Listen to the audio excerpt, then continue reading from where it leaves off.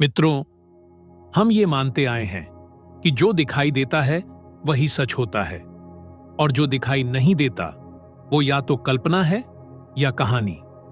लेकिन अगर मैं आपसे कहूं कि पृथ्वी के भीतर ऐसी चीजें बह रही हैं जो हमारी आंखों से नहीं लेकिन हमारी साइंस से भी अब तक छुपी रहीं, तो क्या आप यकीन करेंगे? क्योंकि आज जो मैं बताने वाला हूं वो किसी नदी की कहानी नहीं है। वो उस गलती की कहानी है जो हम पृथ्वी को सिर्फ पत्थरों का गोला समझकर करते आए हैं। अब जरा सोचिए, अगर किसी प्लैनेट के भीतर मूवमेंट हो, सर्कुलेशन हो और वो भी लगातार, तो क्या वो प्लैनेट सिर्फ इनर्ट हो सकता है? अमेज़न के घने जंगलों के नीचे, जहां हम सोचते थे कि सिर्फ कठोर चट्टानें होंगी, वहीं साइंटिस्ट्स ने एक ऐसी फ्लोइंग सिस्टम के संकेत पकड़े जो न सरफेस पर है न किसी नक्शे में। ब्राजीलियन साइज्मिक डेटा और नासा के डीप अर्थ स्कैन्स दोनों एक ऐसी इनविजिबल फ्लूइड लाइन की ओर इशारा करते हैं जो अमेज़न रिवर के बिल्कुल पैरेलल बहती है, लेकिन लगभग 4 किलोमीटर नीचे। और यहीं से साइंस ने नदी का नहीं, धरती की बनावट का सवाल पूछा, क्योंकि अब तक जियोलॉजी का मानना था कि इतनी गहराई पर, जहां तापमान और दबाव चरम पर होते हैं, वहां पानी का फ्लो संभव ही नहीं होना चाहिए। पानी या तो वाष्प बन जाता है या मिनरल्स में कैद हो जाता है।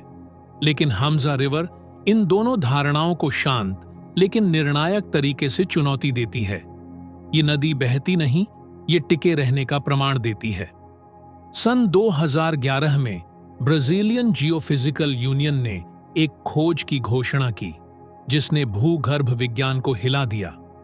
इस अंडरग्राउंड फ्लो को नाम दिया गया हमजा रिवर। ये कोई सरफेस रिवर नहीं है, ये कोई सामान्य अंडरग्राउंड स्ट्रीम भी नहीं।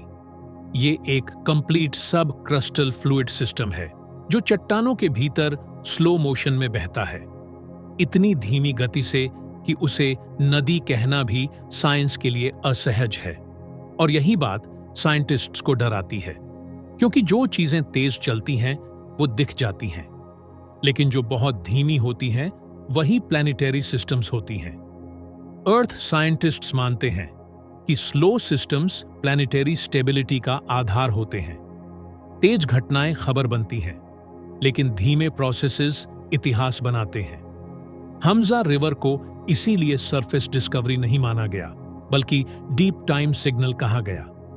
हमजा रिवर हजारों किलोमीटर लंबी है, गंगा नदी से भी कई गुना अधिक, लेकिन बिना किसी सतह के, बिना किसी आवाज के, बिना किसी प्रकाश के। जहां हम सोचते थे कि पानी वाष्प बनकर खत्म हो जाएगा, वहीं ये नदी हीट, प्रेशर और ग्रेविटी के बीच आज भी जिंदा है।